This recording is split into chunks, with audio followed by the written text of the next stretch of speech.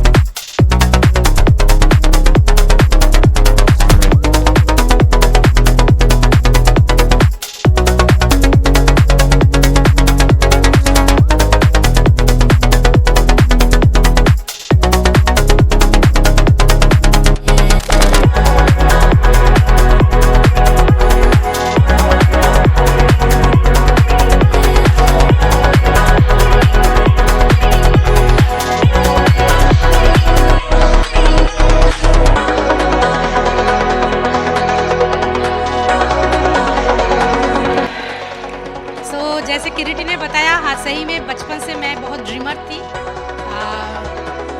सब ड्रीम तो याद नहीं है मुझे, लेकिन कुछ कुछ ड्रीम जो मुझे अभी भी याद है मैं वही शेयर करना चाहती हूँ, और जो ये बिजनेस के साथ जिसका रिलेशन है। एक तो बचपन से मैं कुछ बनना चाहती थी। क्यों? बहुत क्लियर था, क्योंकि मैंने देखा घर में जो कमाता है उनका ही खातिरदारी होता है, तो मुझे खातिर चाहिए था। सीधी बात है, खातिर नहीं करना है, खातिर मिलना है, ठीक है। सेकंड जो चीज़ था कि मुझे पूरा दुनिया घूमना था। कैसे मुझे मालूम नहीं था।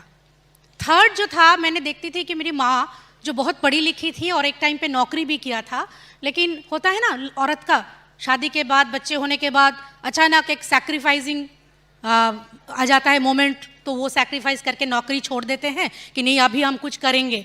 उसके बाद एक टाइम होता है जब बच्चे बड़े हो जाते हैं तो बहुत क्या करते हैं, वो अफसोस करते हैं। तो माँ का भी वही हुआ था। तो मुझे ये चीज़ बहुत सताता था कि क्यों ऐसे औरत के साथ होता है। और सही में अगर औरत काम करने के लिए निकल जाए तो बच्चे को कौन देखेगा। तो तब के ज़माने में वुमेन एम्पावरमेंट ये सब भारी भारी शब्द के कोई मतलब हमारे पास तो नहीं था, लेकिन मैं हमेशा सोचती थी अगर कुछ ऐसा चीज़ हमारे साथ होता कि हम काम भी करें और बच्चे का भी देखभाल कर सके, घर भी चला सके और पैसे भी कमा सके, तो कैसा होगा। तो तब के ज़माने में, आज से सोचिए मेरा अभी उम्र 50 साल हो गया है, तो आज से 50 साल पहले तो ऐसा कुछ सोच भी नहीं सकते थे हम। तो ये सब सोच के साथ हम बड़े हुए। और एक चीज़ मुझे बहुत सताता था कि औरत का क्यों कोई नाम नहीं होता। हमेशा लोग उसको मिसेस ये, मिसेस वो, या पप्पू की मम्मी, क्यों? इसका तो कोई नाम होना चाहिए। तो मैं ये सब पता नहीं कोई दूसरे औरत लेडी सोचती है कि नहीं, मैं ये सब सोचते हुए बड़ी हुई। मास्टर्स डिग्री किया कंप्यूटर एप्लीकेशंस में, फिर मैं नौकरी करने के लिए कलकत्ता आ गई। अच्छा, इसके बीच मेरे साथ किरीटी का परिचय हुआ। आफ्टर क्लास 12 का जो एग्ज़ाम था उसके बाद ही हम दोनों का परिचय हुआ था। और it was not love at first sight, लेकिन हम दोनों का अच्छा दोस्ती बन गया था शुरू से ही।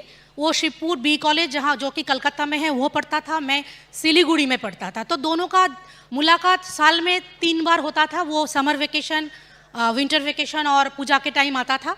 एक बात का पता है मुझे चल गया था, जब भी वो आता है मुझे अच्छा लगता है, वो जब भी चला जाता है मुझे बुरा लगता है।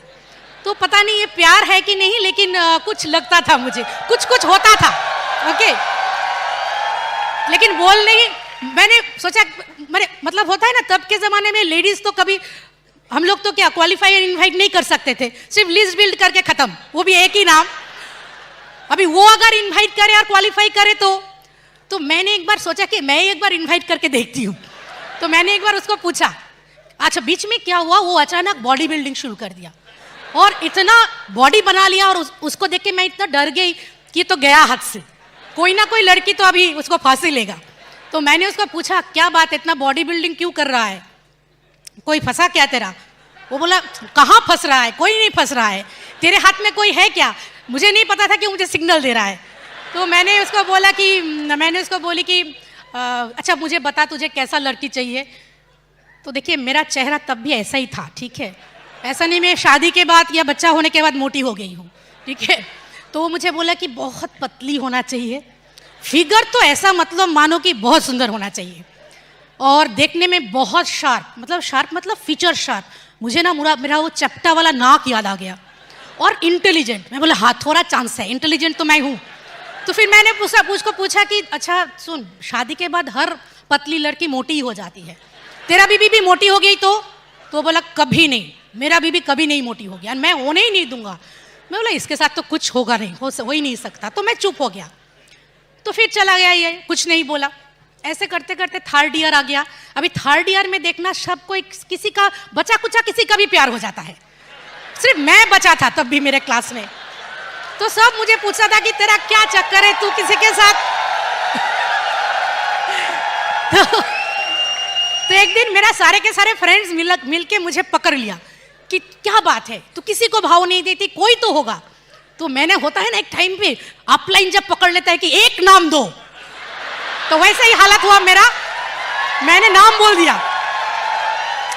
और मेरे फ्रेंड्स जाके प्लान दिखा दिया। प्लान दिखाने के बाद क्या हुआ सुनिए। प्लान जैसे ये दिखाया सब लोगों ने, ये बोल रहा है अरे मैं तो कब से रेडी था मैं तो उल्टा डर के मारे, उसको ईगो आ गया, पता अगर भाव नहीं दिया तो हाँ, उसको ऐसा लगा मैं तो कब से उसका घर के आसपास साइकिल लेके कितना चक्कर मारा। सोचिए ऐसा आपके साथ भी हो रहा है। इसीलिए लिस्ट में जितना नाम है ना, आप सोच रहे हैं कि ये शायद ज्वाइन नहीं करेंगे, जाके आज ही प्लान दिखा दो। ओके, तो उसके बाद हम लोग का प्यार हो गया। अभी शादी का बात सुनिए। अभी मेरा तो लड़की जब 24-25 का हो जाए तो मम्मी पापा का हो जाता ना कि अभी शादी करवा देना चाहिए। ये भी 24-25 का है, इनका मम्मी पापा का तो कोई अभी 30 का होगा तभी ना करेंगे। ऊपर से छोटी बहन का अभी शादी हुआ है, और बड़ा दादा जो 26-27 साल का है उसका भी अभी देरी है। तो अभी दोनों फैमिली में थोड़ा अनबन शुरू हो गया, नहीं शादी करवाना चाहता है, ये लोग शादी नहीं करवाएंगे। अभी मैं कलकत्ता में नौकरी करती थी, ये भी कलकत्ता में नौकरी करता था। एक बार क्या हुआ, ऑफिस का स्पोर्ट्स में गए और उसका पैर में फ्रैक्चर आ गया। अभी कौन उसको घर लेके आएगा सिलीगुड़ी में, तो मैं लेके आई। और ये देख के उनका सारे के सारे फैमिली वालों को लगा कि भाई ये लड़की तो सही में, इसका साथ कुछ तो हमको मतलब अच्छा करना चाहिए, तो शादी करवा देते हैं, क्योंकि देखभाल तो यही कर रही है ना उसका। तो ये लोग तुरंत बोला कि चलो दादा का भी शादी तैयार कर लेते हैं। तो ऐसा हुआ, लड़की मिल गई।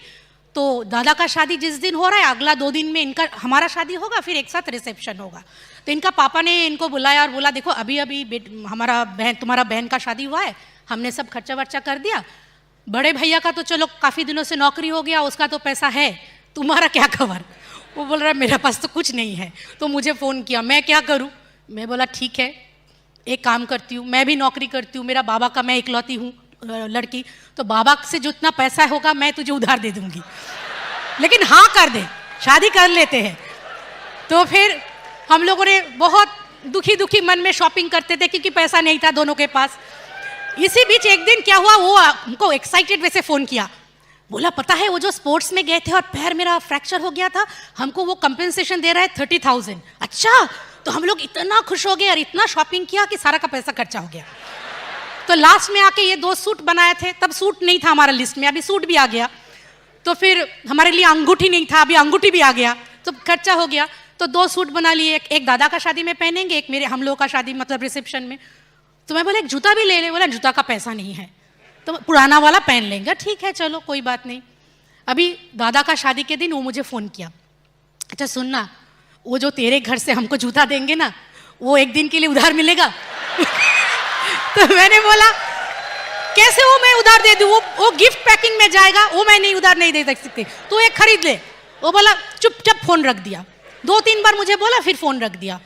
अभी दादा का शादी के दिन सुबह इतना ज़ोर से आवाज़ हुआ, 5-6 बाइक लेके ये लोग फ्रेंड्स लेके आए और ये ऊपर एकदम भागते हुए आया। सारे के सारे घर में हमारा रिलेटिव्स, मेरे फ्रेंड्स, सब लोग, हम लोग सजा रहे चीज़, वो उधर भागते हुए आया, वो जूता का ट्रे से जूता निकाला और भागते हुए चला गया। मेरे घर में सारे के सारे रिलेटिव्स पूछ रहे कि ये लड़का है कौन। मेरी माँ मम्मी सबको बोला कि ये मेरा वुड बी दामाद है। सबको लगा कि कैसा, मतलब ये तो डाकू जैसा है। तो फिर जैसे शादी हो गया, अगला दिन सुबह मुझे फ़ोन करके बोल रहा है कि मैं जूता वापस कर दूं। मैं बोला जूता नहीं चाहिए मुझे। तो मेरी माँ सब लोग बोल रहे कि एक जूता दे ही दो और एक जूता खरीद दो। हमने बोला कोई जूता नहीं जाएगा, उल्टा मैंने वो ट्रे में लिख दिया, गली गली में मचा है शोर, हमारा दामाद जूता चोर। मैंने क्यों ये स्टोरी बताया सुनिए, सिर्फ स्टोरी के लिए नहीं बताया। किरीटी को सही में बहुत जूते का शौक है। आज उसके पास सीयर 7 का 2 जूता है जो शुरू ही होता है करीब 40,000 के ऊपर से। उसके जब इंडिया में कैटरपिलर नहीं मिलता था, तब दुबई से वो जाके एक दिन में 4 कैटरपिलर खरीदा था, जिनमें से 2 आज हमारा ड्राइवर पहनता है। तो आज आपके साथ क्या हो रहा है डजंट मैटर। आप अगर काम करते जाओगे और हैप्पीली काम करते जाओगे और विश्वास रखोगे, आज जो आपका सपना है वो आपका एक ना एक दिन पूरा होगा ही।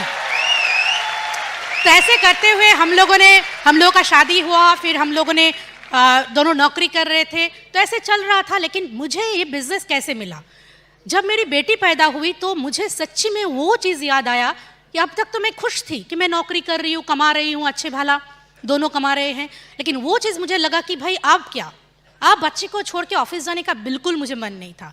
तो रोज़ ऑफिस जाके मैं यही बोलती थी कि काश कुछ ऐसा मिल जाए, काश कुछ ऐसा मिल जाए। तो मेरे एक ऑफिस कोलिग ने मुझे ये बिज़नेस के बारे में बताया और इसी करके मैंने ये बिज़नेस में मैं आई। तो वो ऑफिस कोलिग तो ज्वाइन नहीं किया, लेकिन मुझे सुभाषिश सुजाता घोष से उन्होंने ही मिलाया और ऐसे करके उनके साथ हम लोग का, हाँ एग्जैक्टली, सबसे अच्छा हम लोग का अपलाइन मिला। तो ऐसा नहीं था कि शुरुआत के दिन से हम लोगों के लिए सब कुछ अच्छा था, जैसे आप लोग सबके साथ होता है, हमारे साथ भी ऐसा ही था। No relatives join with us, उल्टा ज्वाइन तो किया ही नहीं, उल्टा सब नेगेटिव बोल रहे थे कि ये बिज़नेस होता नहीं है। आजकल बोलते हैं कि तुम्हारा साथ होता है, हमारा साथ नहीं होता है, ठीक है। कुछ लोग बोलते थे तब कि तुम पागल हो, फंस जाओगे। आज वो लोग बोलते तुम लकी हो, इसीलिए तुम्हारे साथ हो गया, जैसे हम लोगों ने कुछ काम किया ही नहीं। ऐसा होता है, आपके साथ भी हो रहा है, हमारे साथ भी हुआ है। फ्रेंड्स लोगों ने भी मना कर दिया। फिर प्रोडक्ट 6 था, छोटे बच्चे थे, लॉट्स ऑफ रीज़न। बट हम सारे के सारे रीजंस को, सारे के सारे एक्सक्यूजेस को हम लोगों ने रीज़न में बदलाया। क्यों? क्योंकि देखिए, when dream is big enough, fact doesn't count. और एक बात होता है कि देखिए, अगर सही में कुछ चीज़ से डर लगता है तो वो कर देना चाहिए। क्यों बोलिए तो? क्योंकि देखिए, मैं जैसे कि मुझे बहुत कभी कभी लगता था कि मुझे बिजनेस मैं छोड़ दूँ क्योंकि मुझसे नहीं होगा। शुरू में आपको पता है, किरीटी ने बताया, किरीटी वॉज ऑल्सो नॉट देयर, तो मुझे लगता था कि शायद मैं मुझसे नहीं होगा। लेकिन बाद में मुझे लगता था अगर मैं छोड़ दूँ, इतने सारे लोगों को मैंने जो बता दिया, ये लोग हमको नहीं छोड़ेंगे, है ना। किरीटी तो छोड़ेगा ही नहीं बिल्कुल, वो तो सारी जिंदगी मुझे बोलेगा क्यों गई थी, तब भी मैंने मना किया था, है ना। तो ये लोगों को दिखाने के लिए भी मुझे सक्सेसफुल बनना था। तो शुरू में एग्जैक्टली, और तभी मेरे अपलाइन ने सिल्वर गए, सुभाषिश सुजाता सिल्वर गए, और वो लोगों ने ऐलान किया कि हम लोग एमरल्ड जाने वाले हैं, and who is going to be a third leg. उनका ऑलरेडी बहुत अच्छा एक बड़ा लेग था जो अभी आप लोगों ने स्टेज में देखा, अनिरुद्धन महुआ घोष, एंड और एक दूसरा बहुत बड़ा लेग था उनका जो अभी भी है, देवाशीषन मीता सरकार। तो और उसके बाद उन्होंने मुझे बताया कि कौन, तो मैंने हाथ उठा दिया कि I am going to be your third leg. तो तब हम 6% में थे, सोचिए। और उन्होंने बताया कि 6 महीने में ब्रेक करना है, कर सकोगे? बोला yes I can do it, 6 महीने में मुझे सिल्वर जाना है। तो मैं हर जगह पे प्लान दिखाती थी। ऐसा भी होता था कभी ऑफिस के बाद प्लान दिखाने के लिए अकेली चली गई, रात हो गया। कलकत्ता जैसे आपको मालूम है, एक मुंबई जैसा ही है, ट्रेन में बस में कम्युनिकेशन तो अच्छा है, लेकिन रात हो जाता है तो डर लगता है। तो मैं टैक्सी लेती थी और मेरे डाउनलाइन को बोलती थी, तब मोबाइल नहीं था, मैं डाउनलाइन को बोलती थी नंबर नोट कर, और अगर मैं घर नहीं पहुंची और ताकि टैक्सी ड्राइवर सुने, अगर मैं घर नहीं पहुंची तो पुलिस को ये टैक्सी वाला का नंबर दे देना। तो टैक्सी ड्राइवर डर डर के मुझे घर पहुंचाता था और बोलता था, मैडम आप ना वो दादा को फोन करके बोल दीजिएगा कि आप घर पहुंच गए हैं। एक बार क्या हुआ सुनिए सुनिए, एक बार क्या हुआ सुनिए, एक बार क्या हुआ, रास्ते में टैक्सी खराब हो गया, टैक्सी ड्राइवर मुझसे भी ज्यादा रोने लगा और मुझे बोल रहा है मैं क्या करूं। मैं बोला और एक टैक्सी पकड़ के लाओ और उसका नंबर तुम नोट करो, वो अगर कुछ किया तो तुमको पुलिस पकड़ेगा, तो तुम उसका नंबर दे देना पुलिस को।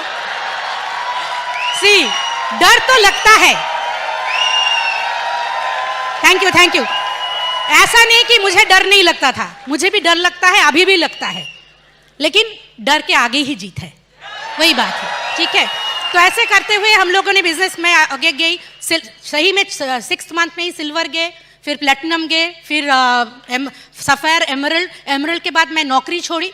ऐसे करते करते बीच में किरिटी भी थोड़ा थोड़ा करके बिजनेस में इन्वॉल्व हो गए। तो उसके बाद तो मोटा मोटी स्टोरी जैसा होता है, सबका स्मूथ होता है, हमारा भी होने लगा। मैंने कभी बिजनेस में कुछ चैलेंज को चैलेंज नहीं देखा, all are process of the system.